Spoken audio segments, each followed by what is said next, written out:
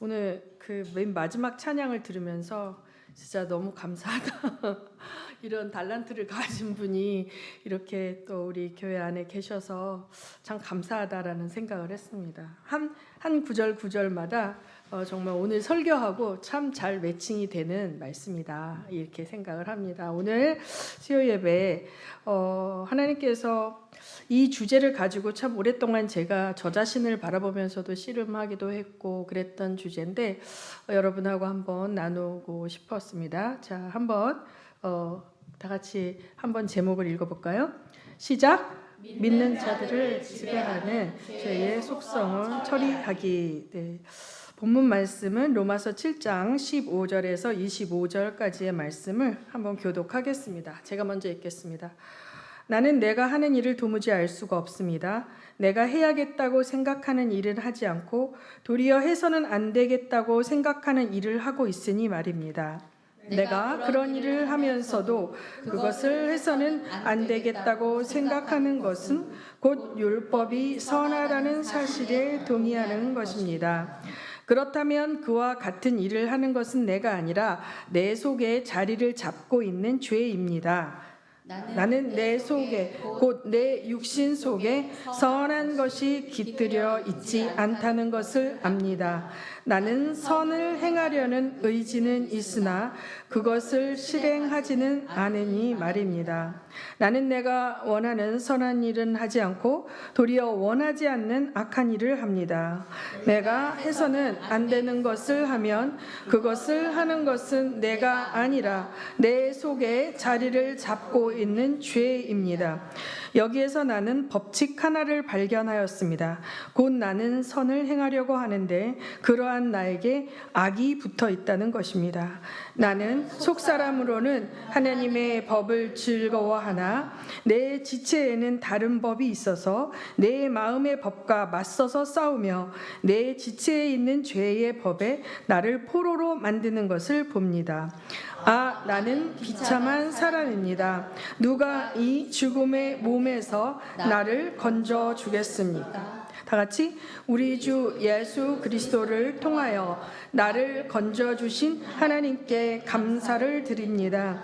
그러니 나 자신은 마음으로는 하나님의 법을 섬기고 육신으로는 죄의 법을 섬기고 있습니다. 네, 이 사도 바울의 이 말씀이 이제 그 속사람과 겉사람의 그 치열한 그 공방, 그런데 여기서 이제 죄와 악의 개념을 우리가 초신자일 때 이것을 읽는 것과 신앙의 연륜이 깊고 또 많은 어떤 하나님의 일을 하고 있는 사람이 이 일을 읽는 것과 할 때 이게 죄의 개념, 악의 개념을 다르게 적용할 수 있어요. 우리가 믿음이 어린 어린아이일 때는, 믿은 지 얼마 안 되고 갓 구원을 받았을 때는 도덕적인 부도덕함을 죄라고 여기죠. 그 다음에 하나님의 말씀에 하지 말라라고 한 것을 내가 행위적으로 했거나 미워하지 말라 그랬는데 마음에 미움이 든다거나 이런 것들을 우리가 죄라고 생각하고 악이라고 생각하고 그것들과 씨름을 하는 거죠. 그런데 이제 우리가 믿음이 자라가게 되면 하나님의 통치를 받지 않고 내 마음대로 한 게 다 죄예요. 내 마음대로 하는 게 다 악이에요. 그리고 나를 사랑해서 하는 것이 악인 거예요. 그러면 이게 성도에게 있어서 이 세상이 끝나는 날까지, 왜냐하면 우리의 본질은 자기를 사랑해요. 그래서 명령 가운데, 하나님의 명령, 그리스도의 명령 가운데 하나님을 사랑하라 있어요, 없어요? 있죠? 마음과 성품과 목숨을 다 하나님 사랑하라. 또 둘째는 이와 같이 누굴 사랑하라? 내 이웃을 사랑하라. 근데 너를 사랑하라 있어요, 없어요? 자기 자신을 사랑하라 있어요, 없어요? 없죠. 이거는 그냥 저절로 하고 있어요. 우리가 하지 말라고 해도 저절로 하고 있는 거예요. 그런데 우리가 옛사람에 속한 나를 자꾸 사랑하게 되면 어떻게 됩니까? 망하는 길로 가는 거죠.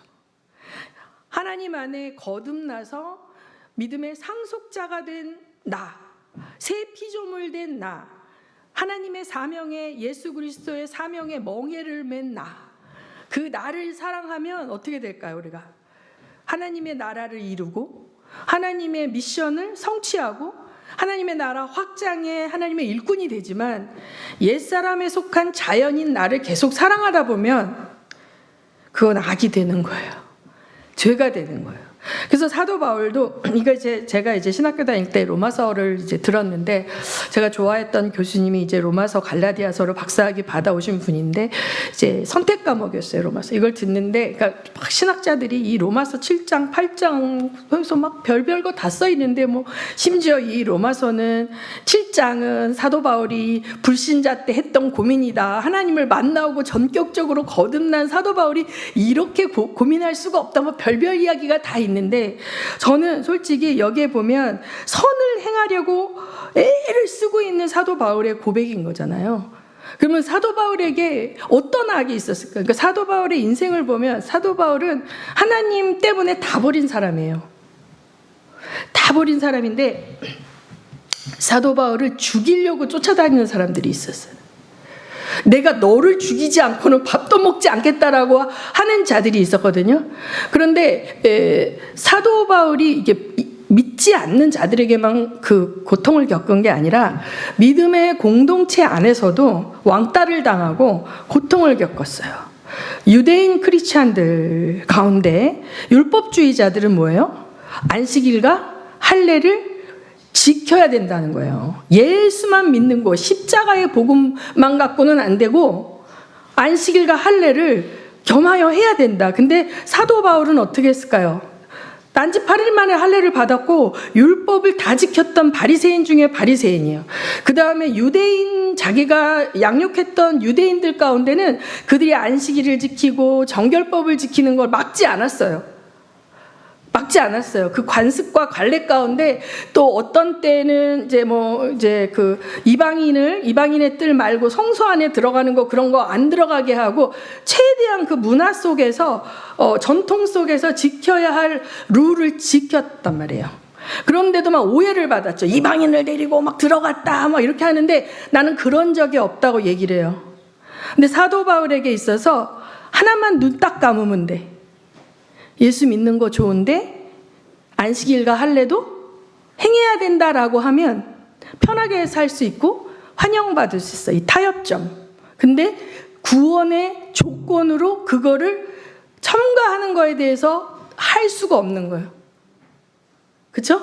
십자가에다 플러스 알파를 더하는 하나님의 예수 그리스도의 구속사역에다 플러스 알파를 더하는 것을 하는 것은 예수 그리스도를 무효화시키는 거라고 사도 바울은 생각했기 때문에 죽이려고 쫓아다니는 사람이 끝까지 왔는데 그들을 사랑할 수만은 없었다고 봐요.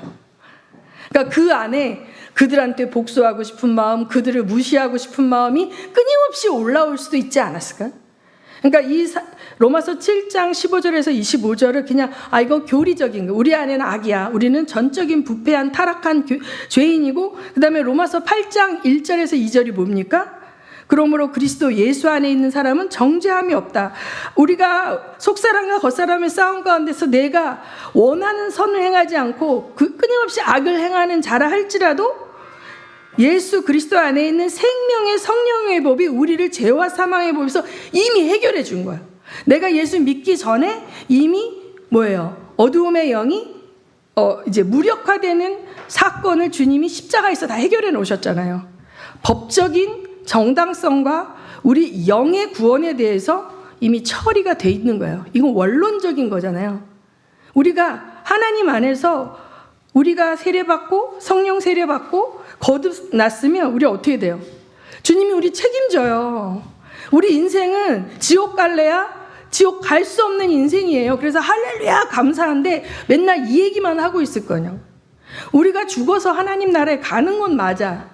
그런데 우리가 우리 코이노니아에서 했고 몇 달란트 남기는 그 부분도 중요하지만 내 하루하루의 삶 속에서 내가 성령의 지배를 받고 있느냐 죄의 지배를 받고 있느냐를 한번 들여다볼 때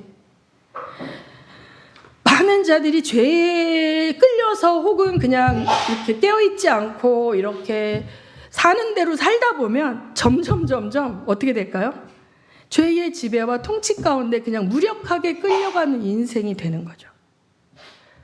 그래서 이 사도 바울의 이 고민은 성도의 고민이에요.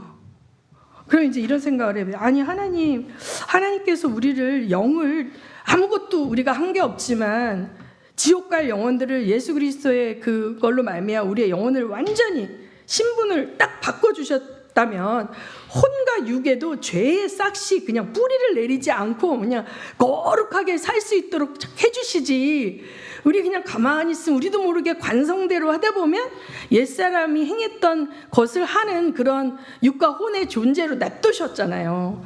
이게 그래서 가만히 있으면 우리가 어느덧 죄악된 행실을 행하고 있어요. 그리고 왜 이렇게 쉽게 교만해져요?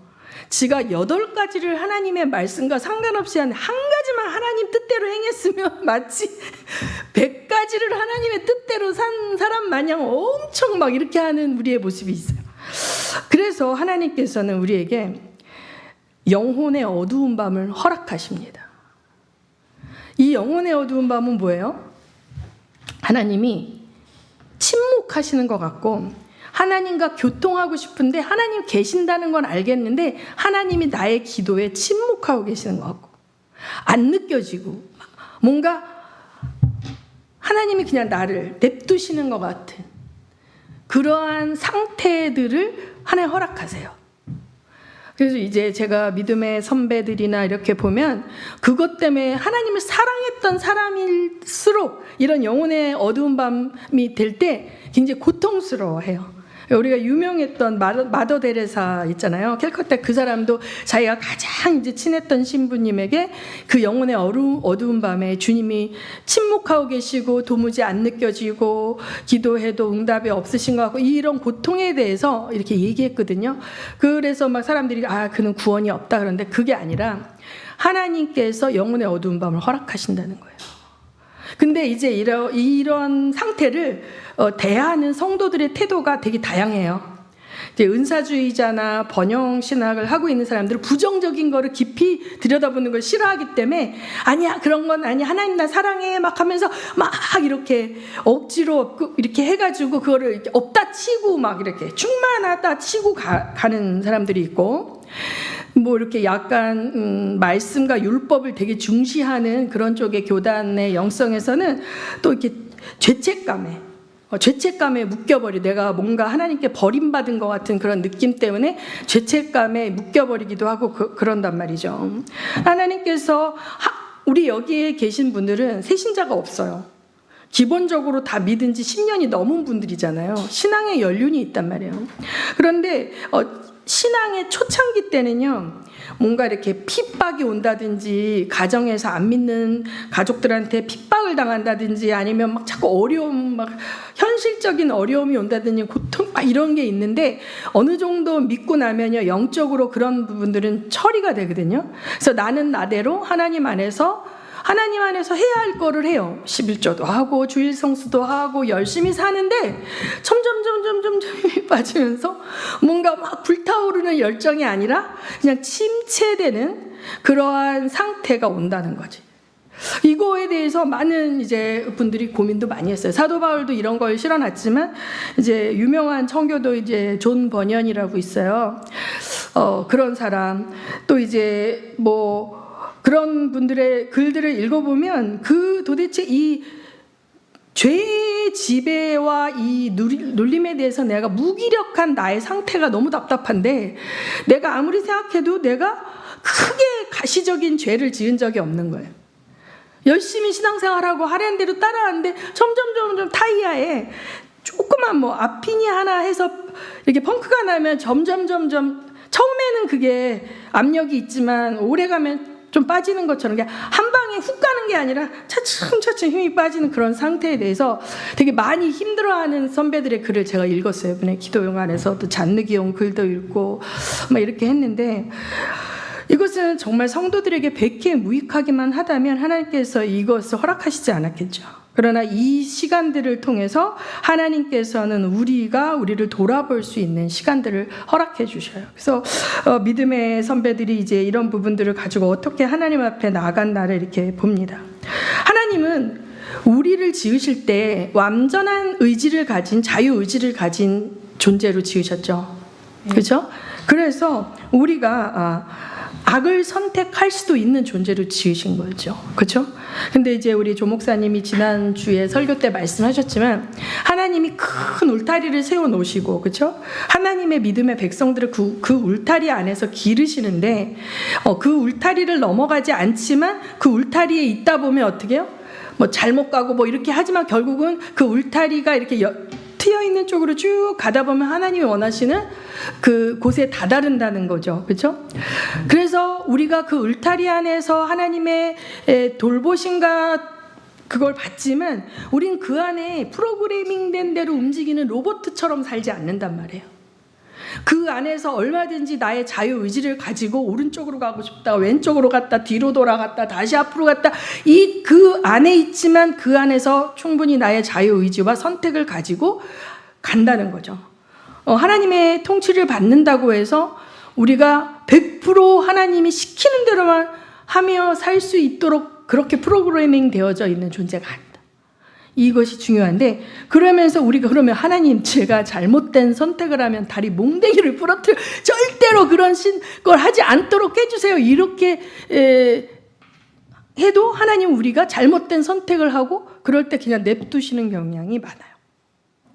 그래서 우리는 하나님의 자유하심 안에서 우리가 자라가는데 하나님이 우리를 이제 그 자유의지 가운데 우리를 기르실 때 뭘 우리에게 배워주고 싶냐면, 우리의 혼적 자아가 우리가 좋아하는 것을 계속 선택하고 갈 때 결국은 어떻게 되냐면 성령의 소욕을 거스르게 돼요.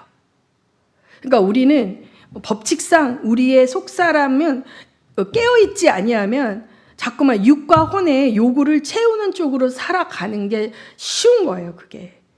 그래서 우리가 하나님의 말씀을 계속 봐야 되고 그 말씀 앞에 거울로 나를 지켜봐야 된다. 그래서 혼과 육 안에서는 언제나 사실은 영적 전쟁이 있는 거예요. 나의 의지가 내 옛사람이 좋아하는 거를 선택하며 살 것이냐, 재미와 즐거움을 추구하며 살 것이냐, 나의 유익과 만족보다는 하나님이 주신 사명을 우선순위로 하며 살 것이냐, 이렇게 되는 거예요. 그래서 로마서의 7장에 이제 이렇게 씨름이 나오는데 8장에 예수 그리스도 안에 있는 사람은 정죄를 받지 않는다. 왜? 신분이 이미 바뀌었다. 근데 쭉 읽다 보면 로마서 8장 뒷부분에 보면 뭐라고 나오냐면 자녀이면서 상속자라는 거예요. 우리의 신분이. 그죠? 자녀이면서 상속자인데 뭐에 대한 상속일까요? 하나님 나라의 유업에 대한 상속자거든요. 근데 거기에 딱 나오는 게 뭐냐면 그리스도와 함께 영광을 받으려면 그와 함께 뭐를? 고난을 받아야 되는 거예요. 하나님께서 우리를 상속자로 선택했거든요. 근데 상속을 실제적으로 내가 받기 위해서는 예수님과 함께 어떻게 해야 된다? 고난을 받아야 된대요. 고난. 우리가 겪는 고난은 장차 우리에게 나타날 영광에 견주면 아무것도 아니라고 말씀해 놓으셨어요. 그러니까 쭉 이 얘기를 하시다가 이제 죄와 씨름하고 옛사람과 혼과 육의 부분에 있어서 씨름하는 나를 말하다가 그 다음에 우리의 신분이 그리스도 안에 생명의 성령의 법에서 그 죄 때문에 지옥 가는 존재가 아니에요. 그 죄 때문에 지옥 가는 부분은 예수 그리스도가 다 해결해 놓으셨어요. 그러면 이제 우리가 어떻게 고난을 받느냐? 혼과 육의 소욕을 쫓지 않고 그리스도의 미션과 하나님이 주신 사명을 따라 사는 게 고난이에요. 왜냐하면 갈라디아에서 보면 우리의 육신은 성령과 원수가 돼서 우리 육신이 좋아하는 대로 살면 반드시 성령과 원수가 되게 살게 있어요. 그래서 우리 이런 찬양 있죠. 나의 만족과 유익을 위해 살던 나예요. 근데 우리가 이제 처음에 이 죄의 개념이 높아지지 않으면 나의 만족과 유익을 위해서 살면서도 주님을 위해서 산다고 착각해요. 나의 만족과 유익을 위해서 일주일 내내 살아. 내 맘대로 하고 돈도 내가 원하는 것대로 쓰고 다 살아. 근데 주일날 와서 맡은 직분을 진짜 열심히 해. 찬양팀, 성가대, 부엌봉사, 청소 다 열심히 해. 그리고 이 사람이 처음에는 자기가 굉장히 하나님 뜻대로 산다고 생각해. 어린아이 믿음일 때는. 그런데 하나님이 이제 고난을 통해서 이 사람을 다루시거든요. 오늘 이제 옛날 기도팀 권사님이 우리 교회 와서 같이 기도했는데 그분이 진짜 공주 중에 공주신데 남편이 식당을 하다가 식당 그 주방에 그 이모가 나가서 그 대신 해가지고 식당에 그 주방을 6개월 그때 인생 최고의 고통이라고 생각하는데 그게 스타트였다는 거예요. 그부로 시작해서 점점 고난이 되는 거죠. 사랑하는 자에게 하나님이 고난을 허락하시는 이유는 우리가 고난이 없고 잘 가면요, 내가 굉장히 잘 믿는 줄 알아요. 그러니까 자녀의 영성은요, 맞아요. 하나님이 날 사랑하셔. 나는 하나님께 나는 우리 아버지가 날 사랑하 이거 좋아요. 자녀의 영성만 있으면 요셉이 잘난 척하는 거 봤죠. 요셉이 아버지 사랑을 엄청 받았는데 걔가 자녀의 영성이 엄청 뛰어나. 아버지가 다른 자식들은 자녀 취급도 안 했어. 막 종한테 난 자식들은 막 이렇게 약간 편애했잖아요. 근데 자녀의 사랑을 엄청 받았는데 요셉이 어떻게? 하나님이 꿈도 보여주시고 사명도 알려주시고 계시도 받았는데 어떻게? 교만하잖아. 그러니까 어떻게 해요? 고난으로 들어가야지 어떻게. 혼과 육을 뽑아야 되니까. 근데 자녀의 영성만 가지고는 안 돼요. 나중에 목사님 설교하셨지만 내가 여기 왜 와 있는지 알게 됐잖아요. 그렇죠? 여러분도 마찬가지. 우리가 예수를 믿었잖아요. 나 지옥 갈 거에서 구원받았어. 할렐루야 감사해. 자녀의 영성. 아버지라 부를 수 있어. 아버지라 부를 수 있어. 상속자가 되었어. 할렐루야. 근데 상속자가 되었는데 거기서 뭐예요? 그리스도와 함께 고난받을 준비가 됐냐는 거예요. 그러니까 그리스도와 함께 고난받을 준비가 되지 않으면 혼과 육의 것을 추구하면서도 아무 고난이 없으면 할렐루야 나 진짜 잘 믿어 하면서 나의 만족과 유익을 위해서 사는 인생이 된다는 거예요. 하나님 그게 내버려 두지 않아요. 하나님 사랑하는 자는 상속자가 돼야 되고 기업을 이어받아야 되잖아요. 하나님 나라에서 영원한 나라에서 통치자로서 기업을 이어받아야 되잖아요. 그러면 이 땅에서 하나님의 통치를 받아야 돼. 내가 통치를 많이 받을수록 내가 통치하는 영역이 어떻게 될까요? 많아지는 거예요. 내가 하나님의 통치를 그냥 주일날 교회 오는 거 순종하는 정도로 통치를 받잖아요. 그러면 나는 하늘나라에 가서 누구를 통치하는 자가 되는 게 아니야. 아주 기본적인 것만 한 사람들은 통치자가 되지 않아요. 그렇죠? 내가 철저하게 통치받잖아요. 그러면 그 철저하게 통치받은 영역에서 하나님 글을 쓰세요. 쓰는데 그는 반드시 하나님께서 영원한 하나님 나라에서 많은 통치를 할 수 있도록 갚아주시는 거예요. 리즈 하워즈 목사님이 2차 세계대전 때 엄청 기도했는데 그 사람이 훈련받을 때 거의 이사야 같이 받았더라고요.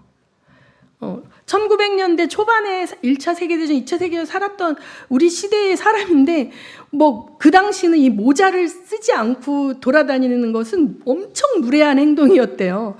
모자를 쓰지 않고 기차를 타거나 모자를 쓰지 않고 교회에 가는 것은 마치 속옷만 입고 돌아다니는 것 같은 그런 문화였다는 거예요. 영국의 문화가. 근데 성령께서 그에게 너 모자를 쓰지 마라. 이게 말이 돼? 상식적이지 않잖아. 근데 그러한 명령을 하셨는데 이 사람들이 그 엄마가 울면서 나는 네가 그런 무례한이 되는 걸 견딜 수가 없다. 사랑하는 아들아 봐 울면 그래도 성령께서 너무 강하게 사람들의 인정, 사람들의 너무나 칭찬을 많이 받는 사람이었어. 근데 그거를 깨부수기 위해서 말도 안 되는 명령을 하게 하셨을 때 그것을 100% 순종을 했을 때 이분이 아프리카에 가서 4년 정도 선교사로 엄청난 열매를 거두고 이제는 전 세계 돌아다니면서 동원 사역을 하게 했는데 하나님이 그게 아니라 이제 웨일즈의 중간에 있는 스완지라는 곳에다가 성경학교를 세우는 일을 하는데 돈이 1도 없는 사람이에요. 돈이 한 푼도 없는 사람인데 절대 모금하지 마라. 기도만 하면서 누구죠? 조지 밀러 맞죠? 그 방식으로 그 엄청난 학교를 세운 분이거든요. 근데 얼마나 자아가 처절하게 부서지는지 몰라요. 내가 또 하이드 베이커라고 있어요. 이 시대에 굉장히 슈퍼내추럴을 많이 경험한 분이에요. 모잠비크에서 수백 개의 고아원을 이제 만든 분인데 그분이 굉장히 부잣집 딸인데 중학교 선생님한테 이렇게 하나님을 전도받고 하나님을 만나고 난 다음에 근데 그 중학교 선생님은 사실은 곤명 선교사였던 거야. 서양 사람인데 곤명에 파송된 선교사였는데 안식년 때 왔다가 그 안식년 기간 동안에 학교 선생님 할 때 마치 거기 담임 학생이었던 거예요. 나중에 이제 이분이 하나님을 인격적으로 만나고 그 아들하고 결혼을 해서 중국 선교사로 가요. 중국 선교사로 가서 홍콩에서 고아원 사역을 합니다. 그러다 이제 안식년을 맞아서 고갈돼가지고 캐나다 토론토에서 있는 그 성경 집회, 랜디 클락이라는 사람이 하는 그 부흥 집회에 가서 이분이 번개에 맞은 것처럼 엄청난 기름 부음 때문에 온몸에 전기가 떨면서 일주일을 그 집회 가운데 맨 앞에 쓰러져서 누워있는 일이 슈퍼내추럴한 엄청난 기름 부음이 부어졌는데 이 사람이 영국의 조직신학 이제 박사학위를 받았어요. 근데 하나님이 아프리카로 가라 그런 거예요. 하나님 저 많이 하고 왔잖아요. 중국의 홍콩에서 고생 많이 했잖아요. 저 이제 조직신학 박사 신학교 교수 막 이렇게 하는데 잔말 말고 아프리카로 간 거예요. 모잠비크로. 거기 가서 고아원 사역을 하는데 그 전에 근근히 5개 개척했다면 몇백 개가 개척이 되는 거죠. 그리고 실제적으로 거의 갔다 온 분들이 에이즈 때문에 눈동자 없이 태어난 아기들이 기도하는 가운데 까만 눈동자가 그 자리에서 생기고 200명 준비한 스파게티를 몇천 명이 먹는 슈퍼내추럴한 기적이 생겼어요. 그 사람이 한국에도 왔었거든요. 울면서 북한을 위해서 기도하는 걸 봤거든요. 그래서 이 사람이 엄청난 슈퍼내추럴한 기적들이 많아가지고 그 은사주의 집회 가운데서 이 사람 초청해서 이제 와서 집회를 많이 인도하고 그 목사님들이 이를 스피커로 많이 세웠는데 그분들하고 이 사람하고 그 전체 모임과 이분의 방향은 틀려요. 이분은 하나님이 엄청난 걸 부어줬거든요. 근데 철저하게 미랄의 삶으로 죽으라 그랬을 때 죽었어요.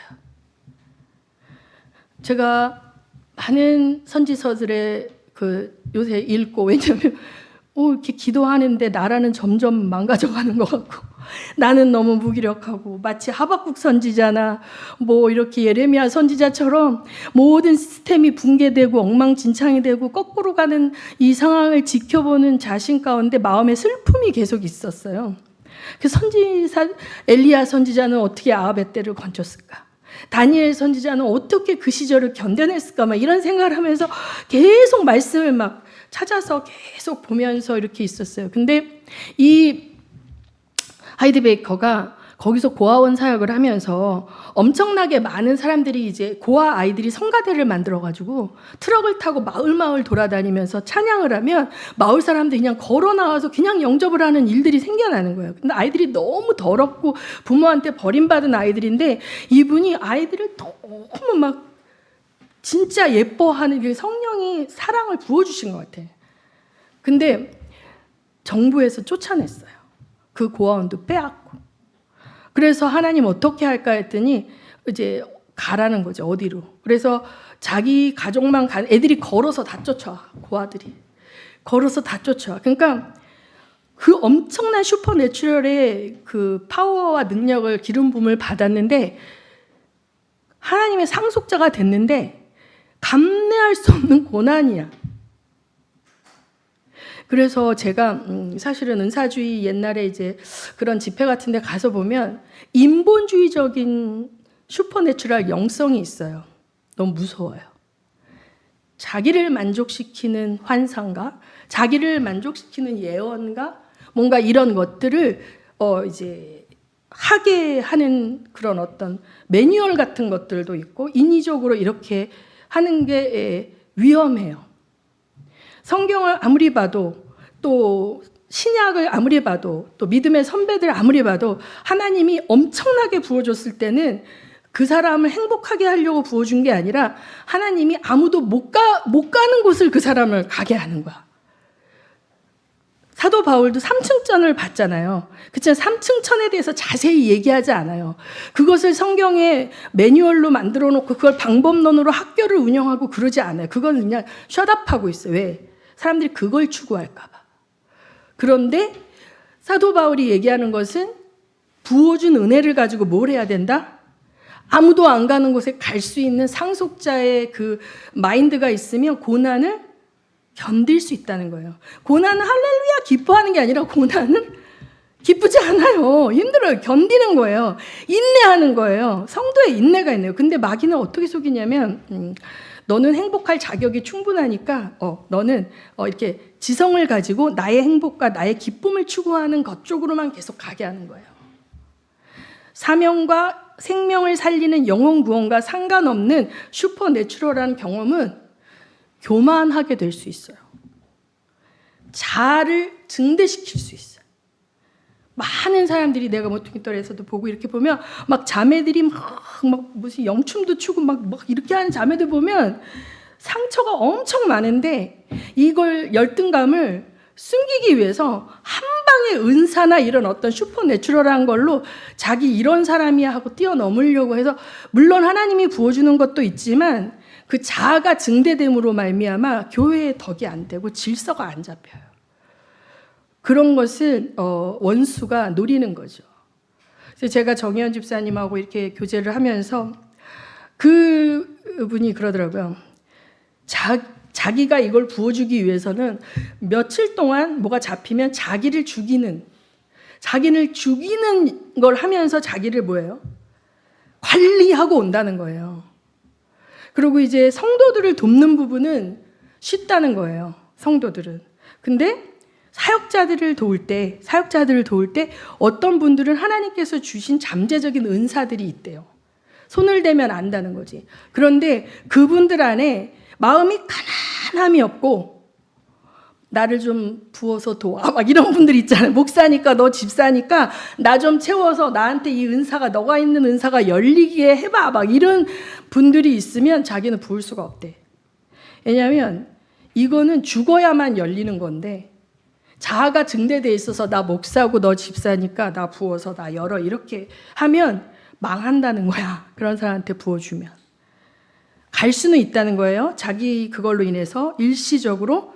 그런데 그가 그걸 계속 유지하지도 못하고 그가 교만 때문에 넘어짐으로 망하는 길로 가기 때문에 정말 겸손한 심령으로 이렇게 하지 않은 분들은 그들이 원하지 않으면 절대 안다고 해서 열어주지는 않는 거예요.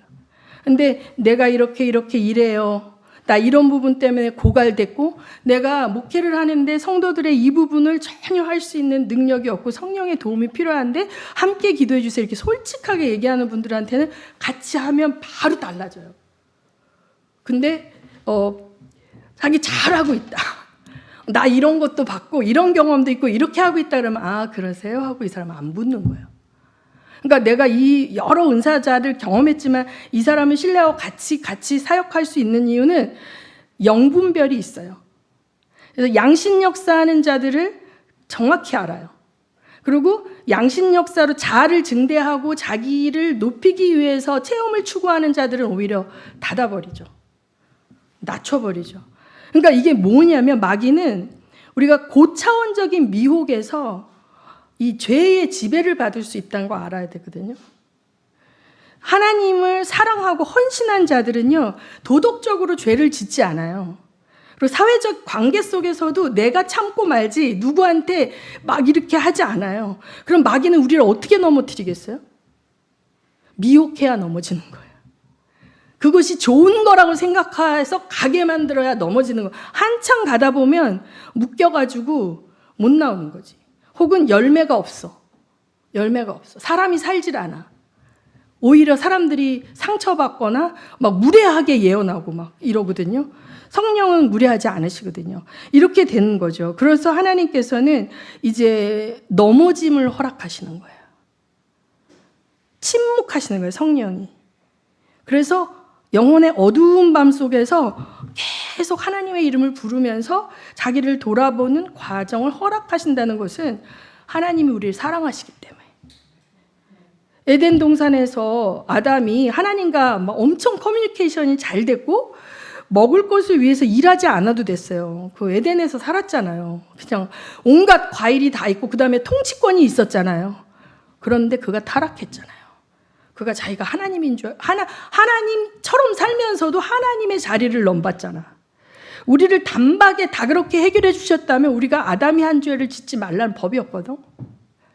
그래서 우리는 순간순간 마귀에게 미혹에 넘어서 교만죄를 범하고 자기가 최고인 줄 알고 자기 자아를 증대시키고 자기 의에 이렇게 하는 거, 그러한 속으로 가다가 넘어지면 하나님 그 넘어짐을 허락하시고 그 속에서 심령이 가난하게 되기를 기다리셔요. 심령이 가난하게 되기를 기다리십니다. 그래서 이제 말씀을 좀 보겠습니다. 요한복음 21장 17절 18절을 한번 읽어볼까요? 시작. 요한의 아들 시모나, 내가 나를 사랑하느냐?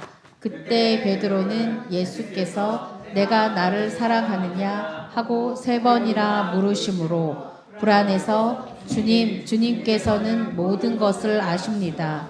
그러므로 내가 주님을 사랑하는 줄을 주님께서 아십니다 하고 대답하였다. 예수께서 그에게 말씀하셨다. 내 양떼를 먹여라.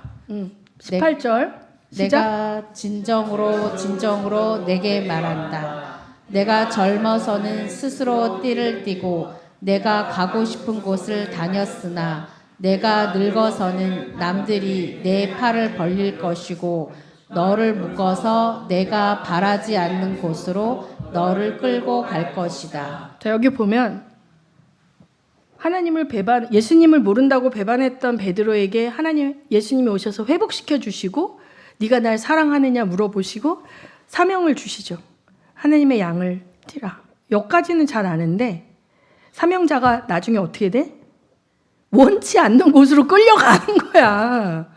죽을 자리로 끌려가는 거야. 여러분, 이게 세트야. 나만 좋은 건 없다니까. 물론 세상에서 주지 않는 거룩한 기쁨이 있어요. 그런데 세상이 주는 기쁨과 동일한 잘 먹고 잘 살고 막 이런 것과는 차원이 달라. 그러니까 가장 사랑한다고 고백했던 베드로에게 뭐라 그래? 너는 남이 너의 팔을 벌려서 띠를 띠고 강제적으로 네가 원치 않는 곳으로 끌고 간다는 거 아니에요. 자, 이 사실을 깨달은 사도 바울이 갈라디아서 2장 20절 21절에 뭐라고 얘기했는지 읽어봅시다. 시작. 갈라디아서 2장 20절 21절 시작. 안 찾았어요? 6장밖에 없구나. 2장 20절 21절은 없어. 이거는 여러분 다 아는 거예요. 내가 그리스도와 함께 십자가에 못 박혔습니다. 이제 내가 사는 것은 내가 아니라 내 안에 그리스도께서 사는 것입니다. 그래서 이게 우리가 말로는 이렇게 이거 이론적으로는 아는데 실제적으로 살다 보면 내가 살잖아. 내가 살 때가 많아요. 나의 원함과 나의 좋아하는 거를 먹고 좋아하는 걸 즐기고 살잖아요. 근데 이 자체가 죄라는 건 아닌데 이제 알으라는 거죠. 내가 마귀는 어떻게 미혹하냐면 내가 진짜 하나님 안에서 은혜 가운데 100% 잘하고 있다고 착각하게 만드는 거예요. 그렇게 되면 내 생각과 미혹 속에서 점차적으로 나의 육을 위해서 나의 혼을 위해서 사는 것을 합리화하면서 영적 명분을 만들면서 나의 영의 만족을 추구하는 것을 하나님을 위하는 거라고 착각해요. 물론 육과 혼의 육신의 정욕과 안목의 정욕을 따라서 사는 것보다는 영적인 걸 추구하는 것은 차원이 더 높지만 그러나 그 나라는 것, 나의 영적 체험 혹은 나의 영적 레벨업에만 관심을 한다면 이것도 자기 사랑이에요. 미션과 연결이 돼 있고 사명과 연결이 돼 있어요. 그래서 우리가 향방 없이 다름질하지 않으려면 뭐가 있어야 돼요? 하나님께서 나를 이 땅에 살게 하신 이유가 무엇인지. 물론 서진교회에 함께 서진서 사명을 하지만 내가 특별히 해야 할 것이 있는 거죠. 그래서 에베소서에 성도의 부르심의 소망이 무엇인지 정확히 알면 향방 없이 다름질하는 게 아니라 여기 찔끔 저기 찔끔 막 남하는 거 벤치마킹하고 다니는 게 아니라 나만의 길을 나만 할 수 있는 그 하나님이 주신 나의 은사와 나의 인격을 통해서 할 수 있는 그 일을 가지고 상속자의 길을 가는 거죠. 그럴 때 고난이 온다는 거예요. 원수가 가만 놔두질 않겠죠. 혹은 미혹시키겠죠. 착각하고 시행착오하게 한다는 거죠. 자, 그런데 우리는 서로 중보하고 기도해 줘야 되는 거죠. 갈라디아서 6장 1절에서 10절까지 한번 읽습니다. 시작. 형제자매 여러분, 찾았습니까? 아까 있어. 갈라디아서 6장 1절에서 10절. 시작. 형제 자매 여러분, 어떤 사람이 어떤 죄에 빠진 일이 드러나면 성령의 인도하심을 따라 사는 사람인 여러분은 온유한 마음으로 그런 사람을 바로잡아 주고 자기 스스로를 살펴서 유혹에 빠지지 않도록 조심하십시오. 여러분은 서로 남의 짐을 져 주십시오. 그렇게 하면 여러분이 그리스도의 법을 성취하실 것입니다. 어떤 사람이 아무것도 아니면서 무엇이 된 것처럼 생각하면 그는 자기를 속이는 것입니다. 각 사람은 자기 일을 살펴보십시오. 그러면 자기에게는 자랑거리가 있더라도 남에게까지 자랑할 것은 없을 것입니다. 사람은 각각 자기 몫의 짐을 져야 합니다. 말씀을 배우는 사람은 가르치는 사람과 모든 좋은 것을 함께 나누어야 합니다. 자기를 속이지 마십시오. 하나님은 조롱을 받으실 분이 아니십니다. 사람은 무엇을 심든지 심은 대로 거둘 것입니다. 자기 육체에다 심는 사람은 육체에서 썩을 것을 거두고 성령에다 심는 사람은 성령에게서 영생을 거둘 것입니다. 선한 일을 하다가 낙심하지 맙시다. 지쳐서 넘어지지 아니하면 때가 이를 때에 거두게 될 것입니다. 그러므로 기회가 있는 동안에 모든 사람에게 선한 일을 합시다. 특히 믿음의 식구들에게는 더욱 그렇게 합시다. 네, 우리가 이 말씀을 보면 하나님과 깊어지면 하나님께서 믿음의 비밀들을 우리한테 주시고 많은 하나님과의 커뮤니케이션 가운데 슈퍼내추럴한 경험들이 있어요. 근데 그 자랑을 너무 많이 하면 유익이 없어요. 나에게 유익이 있지만 그것이 다른 타인들에게 하게 되면 뭐냐면 그 길이 아닌 사람도 그걸 추구하게 되는 거야. 이게 하나님은 한 명 한 명에게 다 경험과 이거를 시간과 사명과 그 사람의 영적 진도에 맞춰서 열어주는데 이걸 일반화하고 매뉴얼화하면 하나님을 추구하는 게 아니라 그 영적 체험과 경험을 추구하는 쪽으로 가버리는 일이 생기는 거예요. 무슨 말인지 알죠? 그러니까 지혜로워야 돼요. 그래서 나누지 말라 그런 건 나누지 않고 내가 비밀로 킵을 해야 되고 성도를 살리는데 유익한 거라면 나눌 수 있겠죠. 그것도 하나님한테 물어봐야 되는 거야. 그래서 조금 더 우리가 성장해서 이게 원수에게 미혹되지 않고 내가 뭔가 실수하지 않으려면 더 디테일한 성령의 지도를 받아야 되는 거야. 영적으로 열리면 더 디테일하게 받아야 되는 거죠. 그러면서 이제 결론은 뭐냐면 딱 보세요. 내 안에 자랑하고 싶은 것이 있는가? 내 안에 나를 드러내기 위한 것인가? 교회 공동체와 죽어가는 영혼을 살리는 것이 목적인가를 보면서 내가 나를 사랑하잖아요. 그러면 하나님과 이웃사랑에서 나를 사랑하는 그 사랑과 이걸 보면서 하나님 앞에 나가야 되는 거죠. 이 무게를 바꿔야 되는 거죠. 중심추를. 이런 것을 계속 하는 것이 이제 영적으로 죄의 지배를 받지 않는 길이에요.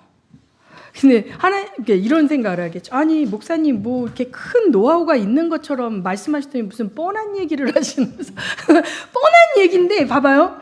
기도해야 되겠죠. 기도도요. 근데 어떤 사람은 막 방언 기도하는 거 좋아하고 어떤 사람은 조용한 기도하는 게 좋아하지만 그게 중요한 게 아니야. 막 근데 내가 어떤 목사님이 막 유튜브에 방언 기도 하루에 2시간 이상 하라 막 이런 거 싫어. 자기의 방법이야. 그걸 매뉴얼 하지 말라는 거야. 또 뭐 어떤 귀신 쫓는 기도문을 막 100번 하고 와야 축사해준다 이런 거 아닌 거야. 왜냐하면 그분한테는 그거지만 그렇게 매뉴얼화하면 일반화되고 그 행위를 하게 돼. 이게 카톨릭이 한 거야. 카톨릭이 회개하기 위해서 그러면 신부한테 찾아가면 너는 금식 3일하고 묵주기도 20번 하고 성모성 몇 번에 이런 식으로 딱 오더를 주면 편하잖아 이 사람은. 근데 그 행위 속에 갇히게 된다는 거예요. 그래서 모호하지만 원칙은 정하고 그 방향으로 가는데 자 내가 죄의 지배에서 벗어나고 성령의 지배로 다시 돌아오고 영혼의 어두운 밤에서 벗어나는 거 내가 뚫어야 되는 거죠. 나만의 방법으로 찾아내야 돼. 이것저것 다 해봐야 돼. 저도 침묵 기도도 하고 방언 기도도 하고 찬양도 듣고 말씀도 보고 또 뭐 기도원도 가. 그러니까 살기 위해서 목사인데 내가 살아야 영혼들을 살리는데 내가 점점 침체되고 뭔가 교인들도 다 떠나고 뭐 또 떠날 건데 뭐 전도내서 뭐야 막 이런 어떤 부정적인 생각으로 자꾸 마귀가 나를 흔드니까 내가 살아야 되잖아요. 그럴 때 이 돌파해야 되거든. 그러니까 사역자들 먼저 돌파해야 성도들이 돌파할 거 아닙니까? 그렇죠? 그럴 때 나만의 방법으로 찾아야 돼. 침묵기 뭐 소목사님 옛날에 막 하지만 요새는 잠잠히 기도한다면서요. 조 목사님은 잠잠히 기도했는데 이해가 안 됐는데 이제는 내가 잠잠히 기도하니까 세미한 성령의 세미한 음성이 들리잖아요. 저도 망언을 막 시끄럽게 계속 2시간 막 이렇게는 못해요. 잠잠히 기도할 때 성령의 세미한 음성이 들려요. 또 말씀도 막 어떤 때는 통독할 때가 있죠. 전체. 그런데 어떤 때는 한두 구절을 가지고 그 말씀이 막 살아 역사하는 걸 경험하는 거예요. 그러니까 이게 방법은 케이스 바이 케이스고 그때그때 다르지만 하나님이 주신 원칙은 뭐예요? 기도와 말씀과 찬양이잖아요. 이 기도와 말씀과 찬양을 우리가 쓸 수 있는 하나님께 가는 길인데 이것을 나만의 방법, 나만의 그거를 만들어내라는 거예요. 그래서 점차적인 침체와 죄의 지배를 그냥 당연히 받는 이 상황에서 벗어나시는 여러분 되시기를 예수 이름으로 축원합니다. 이 시간에 우리 기도하실 때 성장하기 원합니다. 돌파하기 원합니다. 이제 어두운 세상이 점점 더 하나님을 대적하는 문화와 철학을 가지고 크리스찬들을 압박하고 있고 광명의 천사를 가장한 미혹으로 많은 사람들을 잘못된 길로 인도하는데 우리 안에 영적 능력과 파워가 없다면 이 땅에서뿐만 아니라 선교지에서도 능히 어둠의 권세를 물리칠 힘이 없습니다. 주님, 이 죄의 통제와 지배로부터 완전히 벗어날 수 있는 강한 군사가 되게 해달라고 부르짖으며 기도하시겠습니다.